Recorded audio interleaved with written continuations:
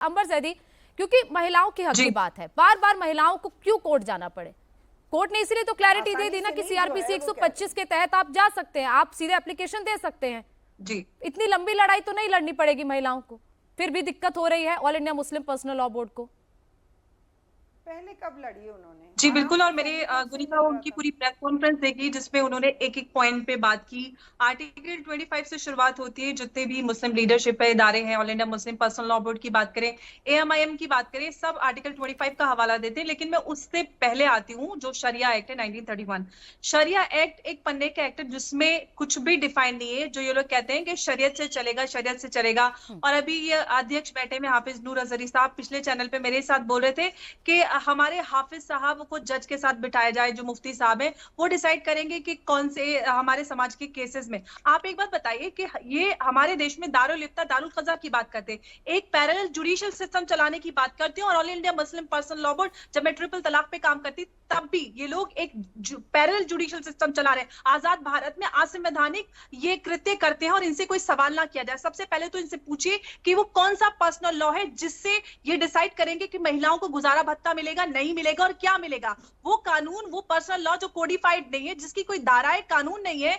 हम महिलाओं के अधिकारों को, हम अपने अधिकारों को all India Muslim personal law board और एएमआईएम जैसे लुटेरी ऑर्गेनाइजेशंस को दे दे। क्यों होते हैं भाई? हमारी अधिकारों की सुरक्षा हमारा संविधान करता है, और हमें गुजारा भत्ता चाहिए या किसी को कोई अधिकार चाहिए तो वो कोर्ट डिसाइड करेगा। एक मौलाना, मुफ्ती या कोई भी एक मुस्लिम इदारा नहीं होता है। आजाद भारत में जितनी गुनिका इस देश की नागरिक है, उतनी अंबर जैदी और उतनी यास्मीन फारूकी जी है। तो जब संविधान हमारे अधिकारों को समान सुनिश्चित करता है तो भाई साहब कौन आ जाते हैं उसके विरोध में चलकर पहुंचने वाले? कोर्ट।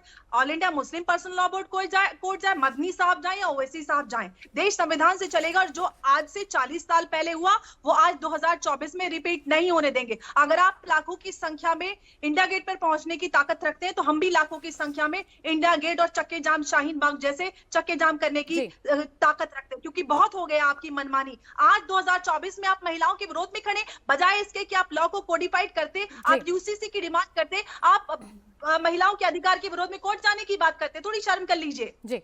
मुझे लगता है सारे अधिकार अंबर ठीक है। मैं हाफिज साहब मैं आपके पास आऊंगी, बाकी मेहमान भी उनसे भी एक एक रिएक्शन ले लूं। मुफ्ती वजाद कासमी भी हमारे साथ जुड़ चुके हैं, लेकिन तुहीन जी मैं आपके पास भी आना चाहूंगी। आप तमाम बातें सुन रहे हैं जो इस वक्त all India Muslim personal law board भी ये कह रहा है। वो कह रहे हैं हम कोर्ट में जाएंगे, हर फैसले के खिलाफ कोर्ट जाना है, और ऐसा फैसला जो महिलाओं के हक में है। ट्रिपल तलाक आप लोग ट्रिपल तलाक के खिलाफ कानून आया, लेकिन अब क्या हर चीज को लेकर कानून लाना पड़ेगा इस देश में? एक महिला गुजारा भत्ता लेना चाहती है, उसके लिए भी कोर्ट से अगर फैसला आ जाता है उस पर भी हल्ला हो रहा है। देखिए गोनिका जी, बुधवार को जो सुप्रीम कोर्ट का फैसला आया है वो एक बहुत ही मेरे ख्याल से दूरगामी स्पष्टीकरण के तौर पर देखना चाहिए। बहुत अति आवश्यक था वो, और इसका स्वागत होना चाहिए था।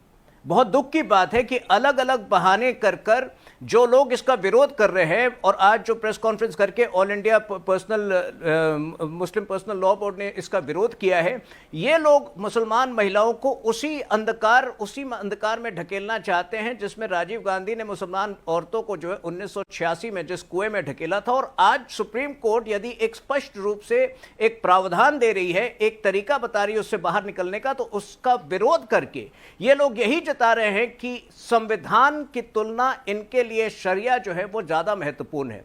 देखिए, इस सुप्रीम कोर्ट के निर्णय को एक उत्प्रेरक के तौर पर, एक कैटलिस्ट के तौर पर देखना चाहिए। आज जो है यूसीसी का बड़े पैमाने पर यूसीसी की ओर आगे बढ़ने का समय आ गया है। दो बड़ी गलतियां हुई थी जो यूसीसी के कॉज को, जो संविधान में यूसीसी जो मैंडेटेड है और जो भारतीय जनता पार्टी का आइडियोलॉजिकल कमिटमेंट भी है, 1955-56 में नेहरू ने जब हिंदू मैरिज एक्ट लाया था वो सब पर लागू होना चाहिए था। वो एक बहुत बड़ा झटका था। और राजीव गांधी ने शाह बानो केस वर्डिक्ट को जो रिवर्स करके मुस्लिम विमेन एक्ट के जरिए जो है मुसलमान महिलाओं के कॉज को ढकेला पीछे, वो एक दूसरा जो था चोट था यूसीसी को। लेकिन आज जो है मेरे ख्याल से ये लोग जो इसका विरोध कर रहे हैं, आज यही जता रहे हैं कि मुस्लिम महिलाओं या इक्वालिटी की तरफ कोई भी पहल होगा तो वो उसका विरोध करेंगे। वो नहीं चाहते हैं कि ये देश संविधान से चले, और मेरे ख्याल से इस मानसिकता के खिलाफ हर व्यक्ति को लड़ना चाहिए। जहां तक राजनीतिक पार्टी का सवाल है, अच्छा होता कि कांग्रेस पार्टी और बाकी पार्टियां भी जो हैं इस पर अपना रुख स्पष्ट करती और इस प्रकार के बहस में आती, लेकिन कांग्रेस पार्टी जो है हर ऐसे महत्वपूर्ण मुद्दे पर भाग जाती है और आज भी वो आपके डिस्कशन में नहीं है।